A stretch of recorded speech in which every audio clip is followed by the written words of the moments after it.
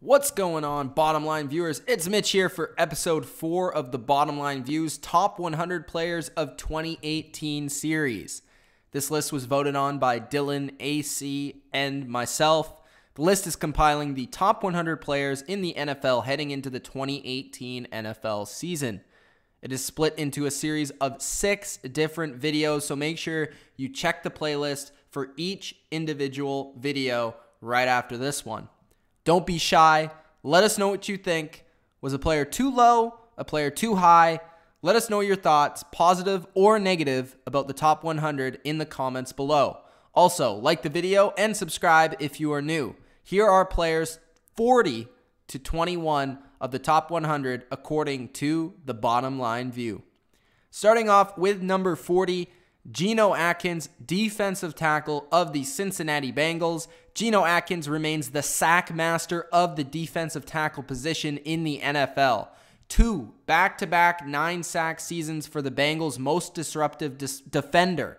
The most sacks among defensive tackles since entering the NFL with 61. That is Geno Atkins in one single statistic.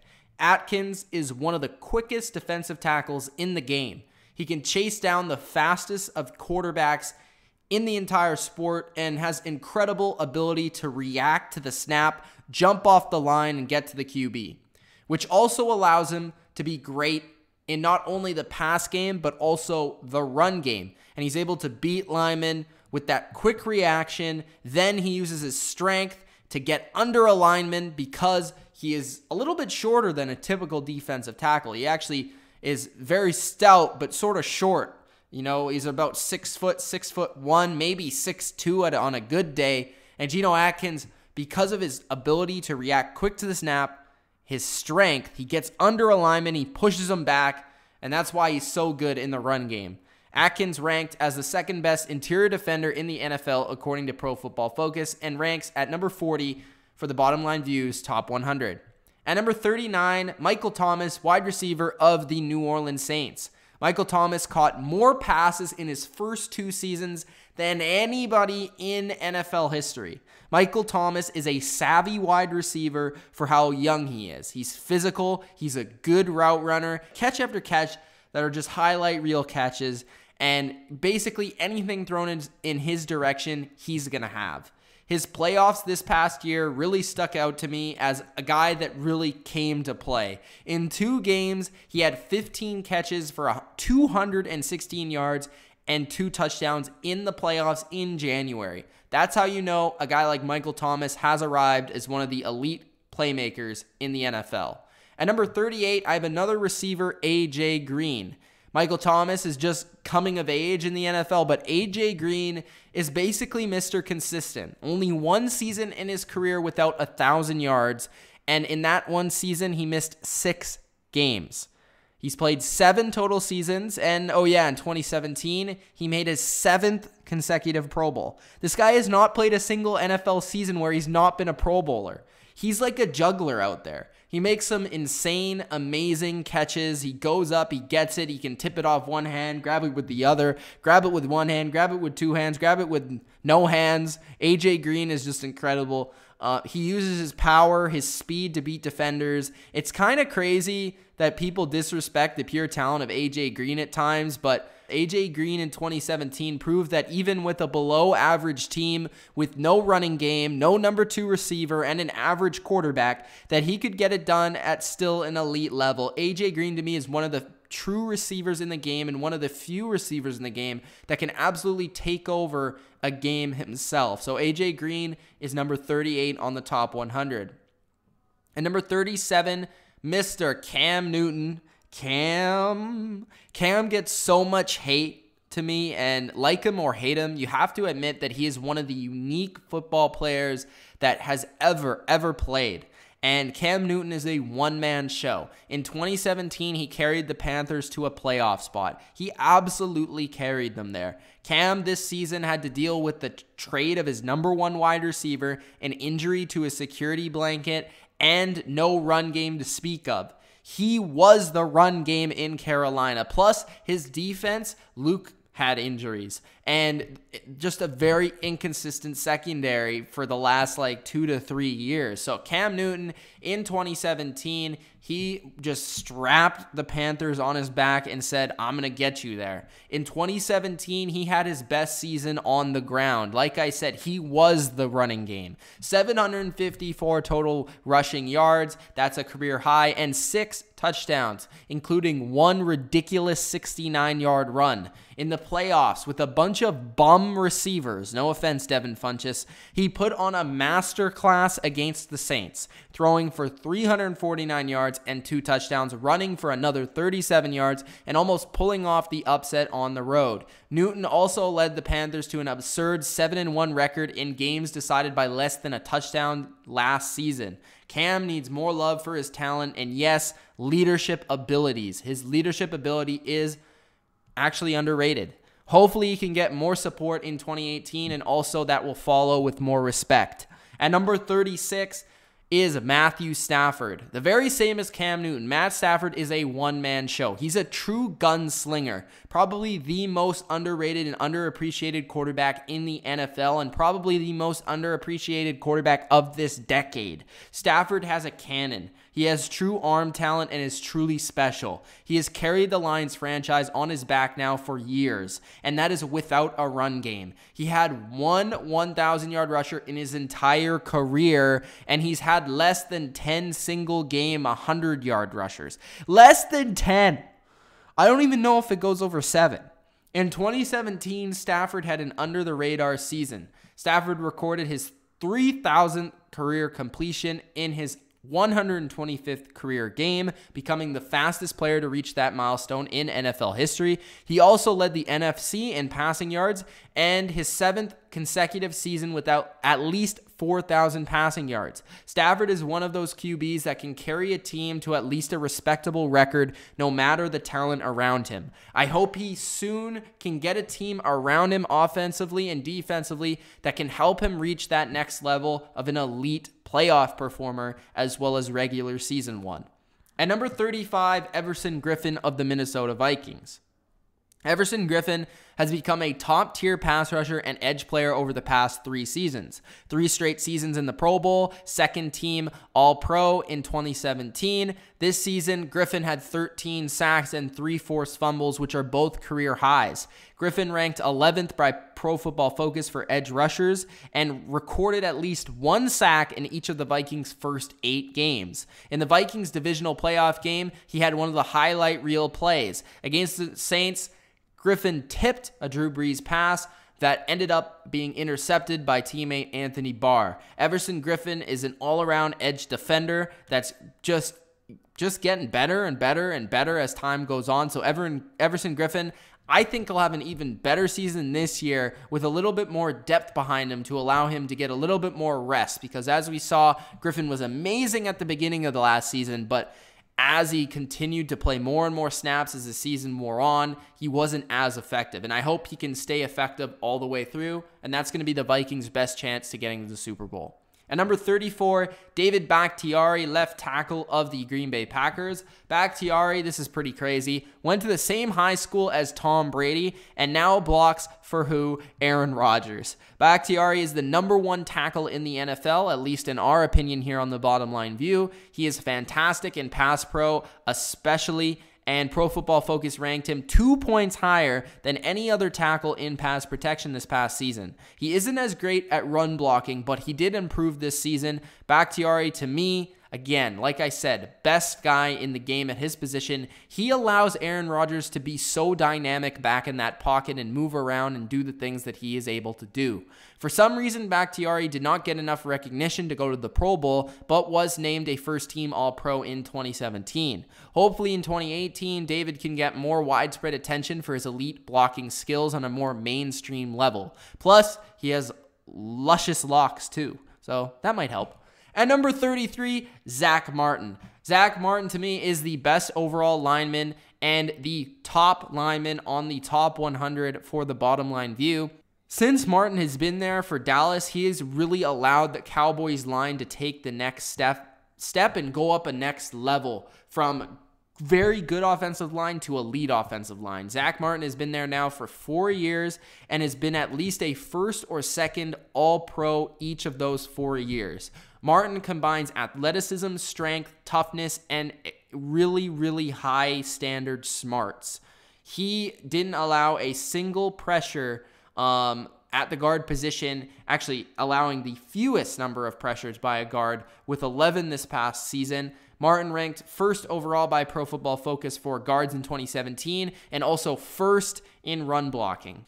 At number 32 is cornerback of the Jacksonville Jaguars, AJ BOUYE. AJ is that BOUYE. BOUYE came out of nowhere last year for the Texans and now locks down wide receivers for the Jags. Undrafted in 2013, he went from undrafted to a shutdown corner in 2017, dominating opponents in man-to-man coverage and shadowing them as good as possible in zone coverage. Very technical corner. He gets his hands on you. He can dominate you with physicality. He can dominate you with his hands. He's very aware of his opponent. He knows how certain receivers like to play, and he tries to attack their weaknesses. In 2017, BOUYE had the lowest passer rating allowed by a starting cornerback. He ranked 12th by Pro Football Focus in 2017, but ranks 3rd for us among corners in the top 100.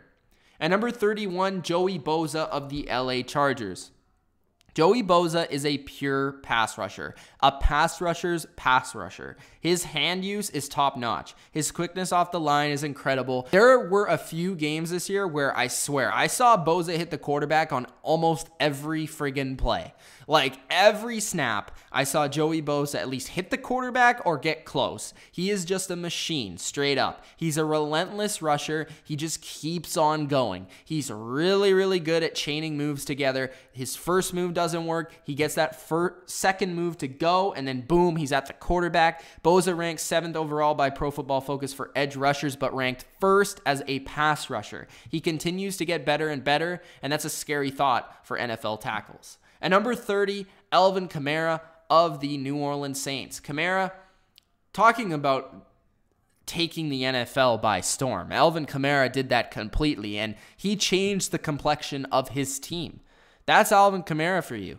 He went to the Saints, and immediately they became an NFL Super Bowl contender. Is that a coincidence? I don't know. You see him with his quickness, you see him with his vision, and those things pop off the screen when you watch his tape.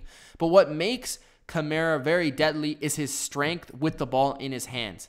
KAMARA ranks 2nd for running backs via Pro Football Focus and 1st receiving wise. As a receiver, he is incredible, especially for such a young player. He's way polished and very polished for his age. In his routes, he's deadly and he has very, very soft hands. Is a perfect match for the Saints system and will be one of the more electrifying running backs and playmakers in the game for a long time coming.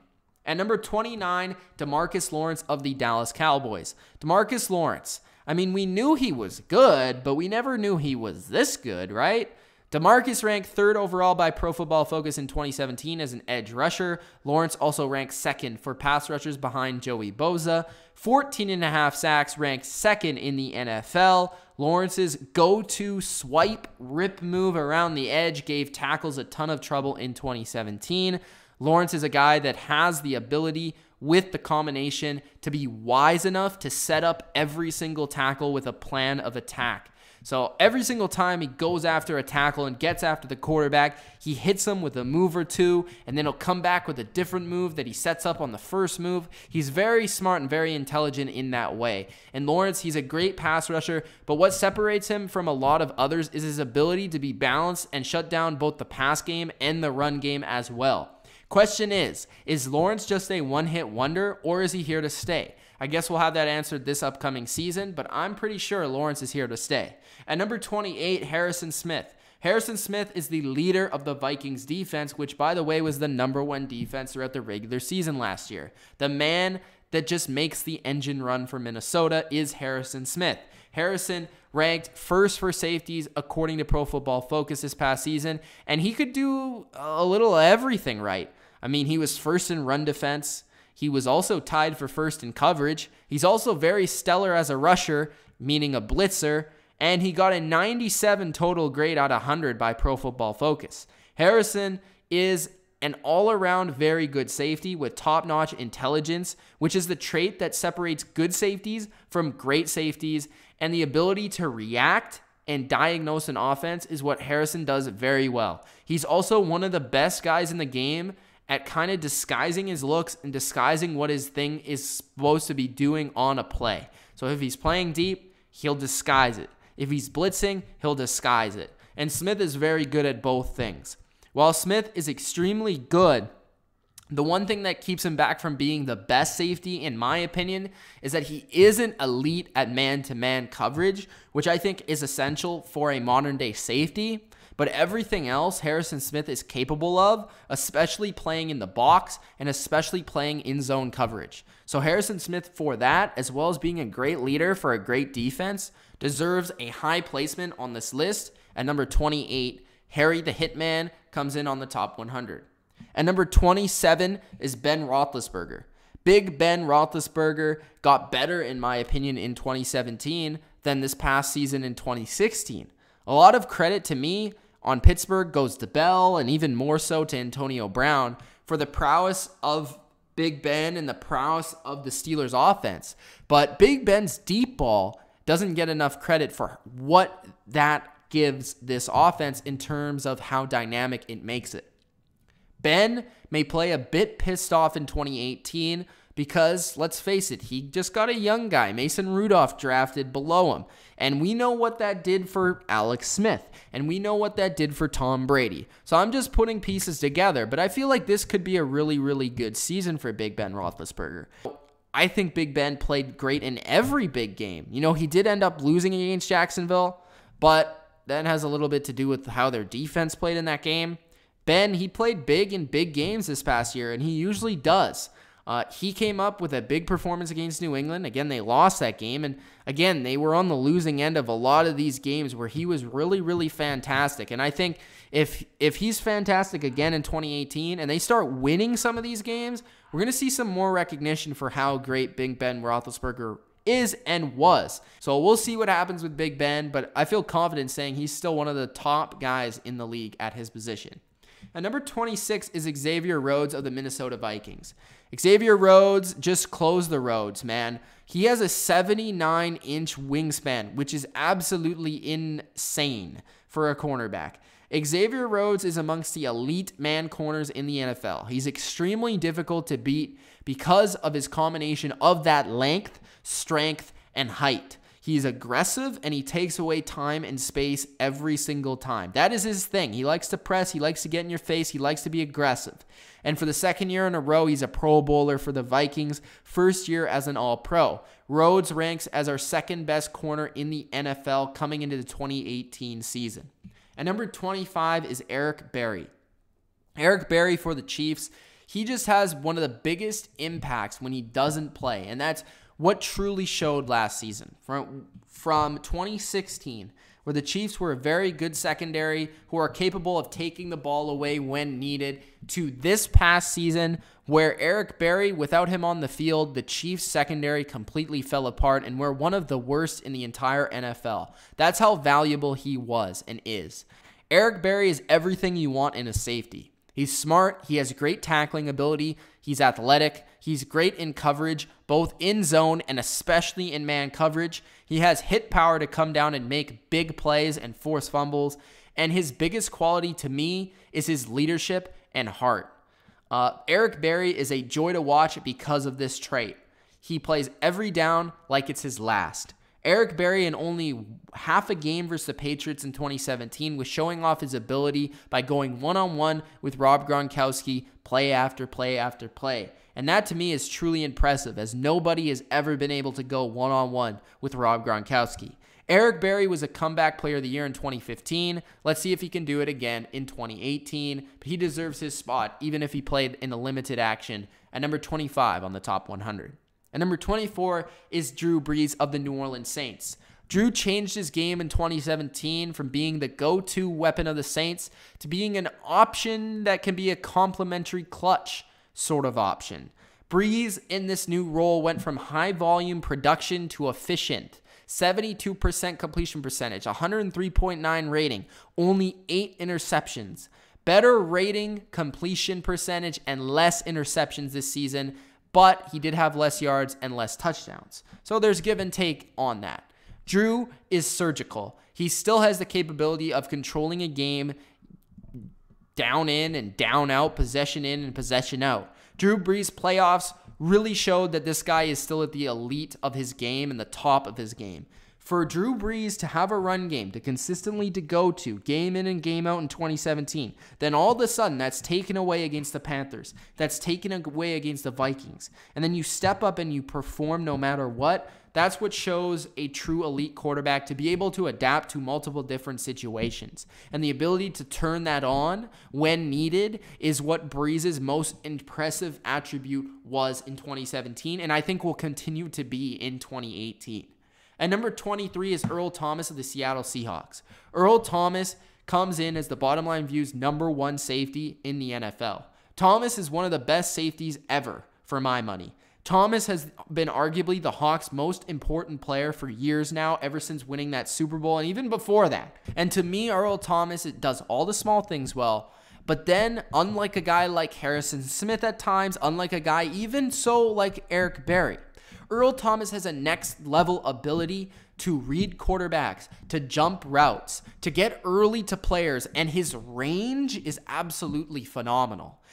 Earl Thomas, to me, what separates him from being the best safety and the second and third best safety, because they're very close, is that he is the closest thing to Ed Reed. To me, he's the biggest guy in terms of making plays. And he makes plays because of his range and his ability to react very quickly. And he covers ground, the most ground of any safety in the NFL. And that's what separates Earl Thomas from the rest. That's why he's at number 23. And number 22 is Luke Kuechly of the Carolina Panthers. Kuechly is the man at middle linebacker. When fully healthy, he's arguably the biggest difference maker at the position. Kuechly is a phenomenally aware backer in coverage with the athleticism to go up and make amazing interceptions, run sideline to sideline, and also make so many damn tackles. He's an incredible leader and is one of the more valuable players to his team in the entire league. When Kuechly plays, the Panthers defense is a top unit, and they are good. When he doesn't, they seemingly fall apart. Are you seeing a trend here with a lot of these top defenders? He covers an immense amount of ground in the run game and the pass game, and that's perhaps the most impressive thing about Kuechly's game. He's one of those linebackers that are truly capable of playing chess before the snap. That is what is so awesome about watching Luke Kuechly. So that's what I really appreciate about him at number 22. And number 21 is DeAndre Hopkins of the Houston Texans. DeAndre Hopkins is one of those freaky wide receivers that just doesn't make a ton of sense to me. I mean, he knows how to utilize his hands to push away defenders. He knows how to get physical with corners. He doesn't shy away from the physical game and the press coverage. He will go toe-to-toe with the most physical guys. He can go down the field and make incredible catches because of his hands. And he's not really that tall. I mean, he's only like 6'2" or something like that. So he's not like 6'4". He's not AJ Green, and he's not Antonio Brown quick, and he's not Odell Beckham fast, but he just possesses all these abilities to go up and get that ball. He has the ability to be tough and good on his routes and crisp on his routes. And what's made him go next level is that he finally has a quarterback to throw him the ball. When DeAndre Hopkins was at his best this season, when he was unstoppable, he had Deshaun Watson throwing him that rock. And holy crap, was this duo unstoppable last year. So DeAndre Hopkins is number 21 on the top 100 and is going to wrap up part number 4 of the top 100 players of 2018. I hope you guys enjoyed this video. If you did, leave a like and subscribe if you are new to the Bottom Line View. We'll see the top 20 players on this year's list of the Bottom Line Views top 100 coming up very soon. Hope you guys enjoyed, and peace out.